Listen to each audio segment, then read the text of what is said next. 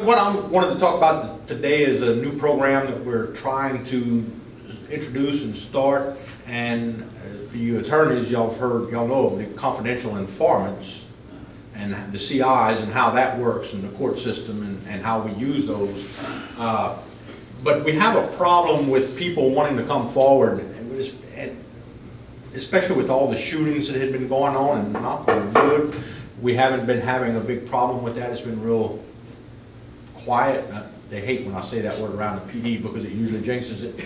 But it's been quiet, and we haven't had any real shootings or anything. A couple of shots fired, complaints, but not anything like we were having. But when we get to these shootings and to these complaints, and even where people have been shot, and we try to talk to the people in the area that we know were there, they were outside when it happened, and we try to question them, they walk away from us. I didn't see anything. I don't know anything. And when we talk to some of the other people that live in the neighborhood and ask them if they've seen anything, they said, look, I don't want to get involved. And their main reason is fear. They fear retaliation. They're afraid that these people are going to find out that they've spoke with us and retaliate against them for talking to us. And that's why when we approach them when they're in the neighborhood, they turn and they start walking away from us. And I know if I want to clear a street good where we've just had a scene, as I start approaching the crowd that's watching, and they scatter. I said, that's one way to get rid of these people that just want to watch and be nosy. Because they don't want to be seen talking to the police, because they fear that if I'm seen talking to the police, they're going to label me as a snitch and they're going to come after me next. I'm going to have trouble from harassment. So we've come up with a program called our confidential witness program, and we kind of work it like the confidential informants, except the confidential informants, we keep pretty good records on them, the cases that they've given us information on, and how accurate their information is, and we keep pretty good records like that. But the confidential witness program is a little bit different, but a lot the same. And what we do, we have some little cards. I forgot to bring some with me. Some little cards printed out, and it has a place for them to put their name. It has our contact information on it. A place for them to put their name, their phone number, and a good time for us to contact them. So that way, if they happen to witness something going on, and we're only going to use this for violent crimes. We're not going to use this for simple thefts or anything like that. If you want to be, if you're a witness to that, you should still come forward and identify yourself, give you information. But for these violent crimes where they fear retaliation, to make them feel a little bit more comfortable, we provide these cards, and they can write their information on there and kind of keep it in the palm of their hand. They can walk past an officer and either slip it in the officer's pocket or shake their hand and hand it off to them like that, and keep walking and never talk to the officer.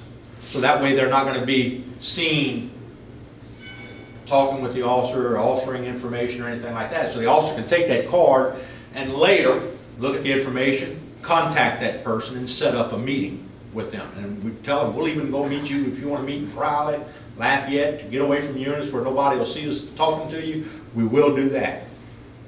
And that way you can give us the information that you have.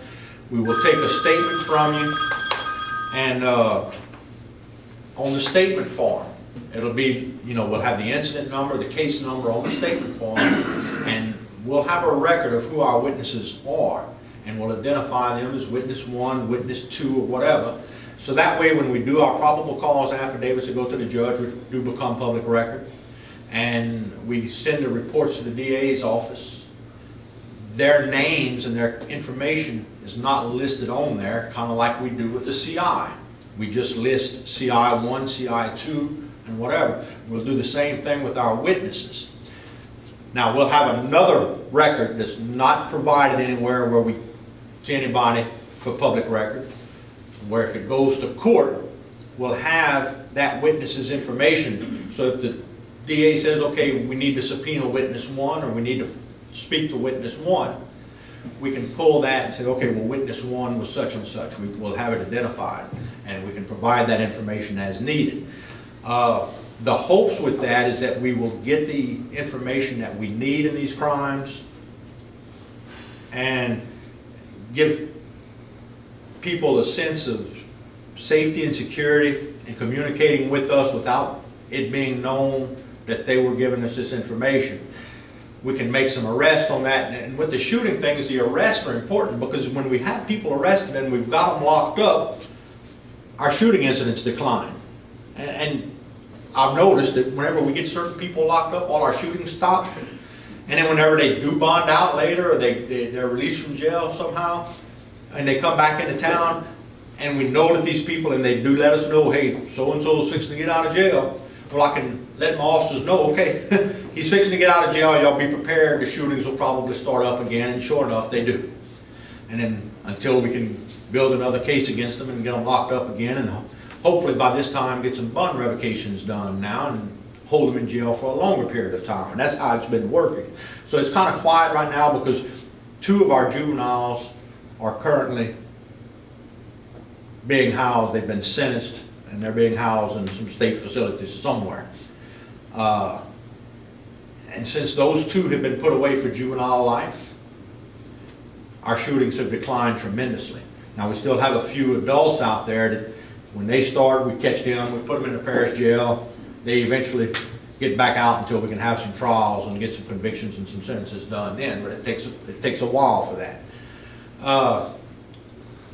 But I think this is a program that if we can get these people used to it and they can start feeling comfortable talking with us like that, and we can protect our witnesses, which is the main thing, is to protect the witnesses. And we can get the information to make the arrest. Now when it comes to trial, the attorneys know that's a whole different ballgame that I'm not going to get into right now. But at least we can use this information to make arrest without identifying our witnesses and trying to protect them. Now it's kind of in the trial stages. We actually have our first case coming up, and it's just for the first time this week that we're actually going to use a confidential witness in all of our paperwork and everything, and we're going to see how it works here. So there could be some issues that could come up with it. I hope not. If it works like the confidential informant program, which is what we're hoping, I think it could be an effective tool for us. So they wouldn't have to appear in court? Is that? Yeah. That's what we're hoping not. That's what you're hoping. We're hoping they don't have to appear in court, kind of like our confidential witnesses. We do what we can to protect them, to keep them from having to testify. My main thing is that along with those witnesses and those statements, we can develop other evidence that we might be able to keep them from having to testify because their statement could lead us to other evidence that we need to make the arrest and get the conviction. If it comes to the point that we hope that many times if we have a good enough case built against them and the evidence is strong enough, they'll go ahead and plead guilty to a plea bargain, and then they'll plead guilty, and then our witnesses won't be jeopardized. So our main goal is we're going to try to keep our witnesses protected, unidentified, and try to protect them as long as we can without having to identify them publicly. Your problem comes in if that's all you have is their statement. Then we're going to have a problem when it comes to trial. We can still try to protect them up to the trial. And then the problem there is either we identify them, which we don't want to do because then we jeopardize the whole program, or we just may have to dismiss the case. But if at least we made an arrest and we got them off the street for a while and tried it. Or maybe knock the charge way down, at least you have something. And get them to plead. Something. So it'll give us something to work with. Yeah, plead it down. Can that witness renege, say like, oh, I don't want to get involved with this? At that point, to protect the program and the integrity of the program, we'd rather not get to the point where we have to identify the witness. We want to try to keep that witness protected. Because if we don't, and we divulge who that witness is, then we've destroyed our whole program, and people we're going to be right back where we are now with people not wanting to cooperate with us. So that's why I'm saying the witnesses that we're going to protect, hopefully, is going to give us enough information where we can build a case where they won't even need to get to trial. And we can build our case from there. They would lead us in the direction to develop our evidence.